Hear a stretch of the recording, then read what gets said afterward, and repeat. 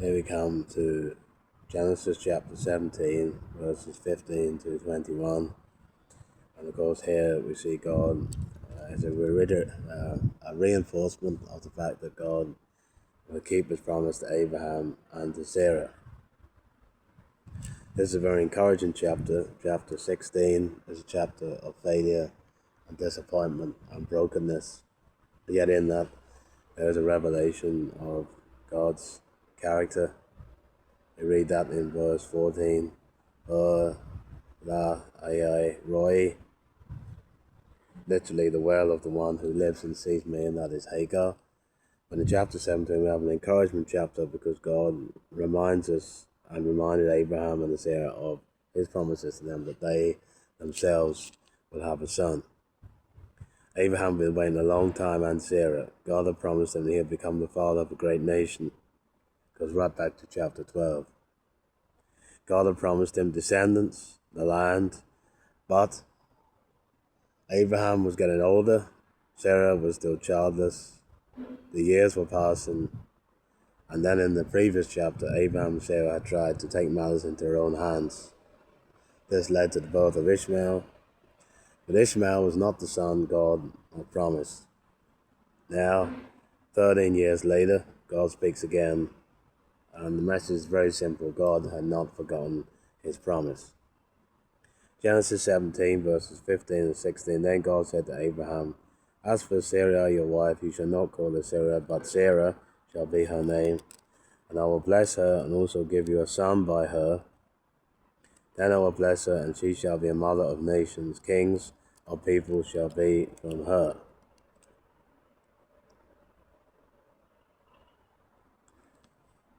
There we see, as we said, God's promises didn't change. 13 years have passed since Ishmael was born, and Abraham was tempted to think this is what God meant. Perhaps Ishmael was the answer. Perhaps God's plan had changed. But God says clearly in this verse, "I will give you a son by her." Sarah would actually be the mother. And God even changes her name from Sarai to Sarah. God's promise had not changed. The circumstances had not changed. Abraham had changed. Sarah had changed. But God had not changed. This is something we desperately need to remember. Sometimes God's promises seem difficult to believe because our circumstances seem to say the opposite. We pray, we wait, nothing seems to happen. We begin to wonder, has God forgotten? But Genesis 17 reminds us God did not forget what he had promised. The promises have been repeated again and again. Chapter 12, chapter 13, chapter 15, and chapter 17 of Genesis. God was patiently unfolding his plan. Next we read of Abraham's response, verse 17. Then Abraham fell on his face and laughed and said in his heart, "Shall a child be born to a man who is 100 years old? And shall Sarah, who is 90 years old, bear a child?" Abraham hears the promise and he laughs, because from a human point of view, it seemed impossible. Abraham was 99, Sarah was 90, and God was saying, "You're going to have a son." Abraham had been waiting for years. But God had not been late. God was working according to his timing. And this is the difficult thing for us. We often want God to work now. We want the answer now and the understanding now. But God doesn't work according to our timetable. Abraham could now see God's perfect will, but now he had to wait. We had needed to wait, all this time before God's plan became clearer. Sometimes we can only see God's plan looking backwards. At the time, we may wonder, why is God making me wait? But later we may look back and say, now I understand. Faith means trusting God before we can see how it will work. 2 Corinthians 5 verse 7 says we walk by faith and not by sight. Verse 19 of Genesis 17 says this, "And God said, No, Sarah your wife shall bear a son. He shall call his name Isaac, and I will establish my covenant with him for an everlasting covenant with his descendants after him." Abraham is thinking, how can this possibly happen? God doesn't give a scientific explanation. God simply says, Sarah, your wife, will have a son indeed. In other words, Abraham is not to focus on what he can't do, it's to focus on what God can do. This is what faith is. Faith doesn't mean pretending something isn't difficult. Abraham knew it was humanly impossible. Sarah knew it was humanly impossible. But faith says God is bigger than my circumstances. Romans chapter 4 looks back, in the New Testament, looks back on Abraham and says, being fully convinced that what he had promised he is also able to perform. That is the heart of faith. God is able to do what he promised.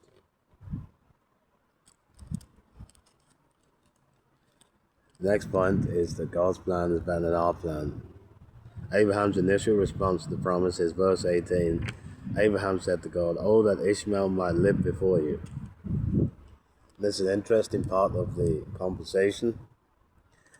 Abraham loved Ishmael. He wanted Ishmael to be the promised son. And perhaps Abraham was thinking, maybe Ishmael's the answer. But God says, no, Sarah, your wife, will bear a son. God had a different plan. Ishmael would be blessed. We know that from the previous chapter. But Isaac would be the son through whom God's covenant would be established. Abraham had his plan, but God had his greater plan. We can be very much like Abraham. We pray, God, this is what I think should happen. This is the answer I want. This is the way I think you should do it. And sometimes God says, no, trust me. That can be difficult, but if God is truly God, then his wisdom is greater than ours. He sees what we cannot see, and he knows what we do not know, and he knows where his purposes are leading.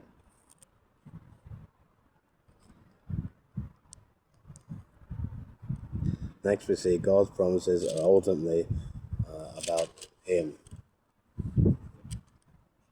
There's one final thing we should notice. The covenant isn't only about Abraham being a great man. It's about God being a faithful God. Abraham wasn't going to make the promise happen. Neither was Sarah. God was going to make the promise happen. That's why God says again and again, I will. Verse 16, I will bless her. I will bless her, and so on. Verse 19, I will establish my covenant. The emphasis is on what God will do. And that is good news for us, because our hope isn't based on how strong our faith is. Our hope is based on how faithful God is. And so this chapter teaches us something very simple, but something very profound. God keeps his promises. Abraham had waited and struggled. Abraham had tried to help God and even laughed when God told him what he was going to do. But God remained faithful. What God promised in the earlier chapters of Genesis is established again in this chapter, chapter 17. God was saying to Abraham, I haven't forgotten, and perhaps it's exactly what we need to hear today. Maybe you're waiting on God. Maybe you don't understand what he's doing. Maybe the circumstances seem totally impossible. Maybe you're wondering, will God really do what he promised? But this chapter reminds us and gives us a resounding yes. Not because Abraham was strong or Sarah was capable, but because God is faithful. Of course, the promise, we have the hindsight of the book of Genesis. The promise became true. Isaac was born, and God's covenant purposes continued. And ultimately, God's promise to Abraham points forward to Jesus Christ. God promised that through Abraham's seed, blessing will come to the nations, and that promise finds its ultimate fulfillment in Jesus Christ. So when you cannot see the way forward, trust the God who can see it. When God's timing seems slow, trust the God who never gets it wrong. When circumstances seem impossible, trust the God who can do what you cannot do. And when your faith feels weak, trust the God who remains faithful. Because the great lesson of this chapter is not Abraham had great faith. It's even better than that. Abraham had a great God, and the God of Abraham is still faithful today. Thank you for listening.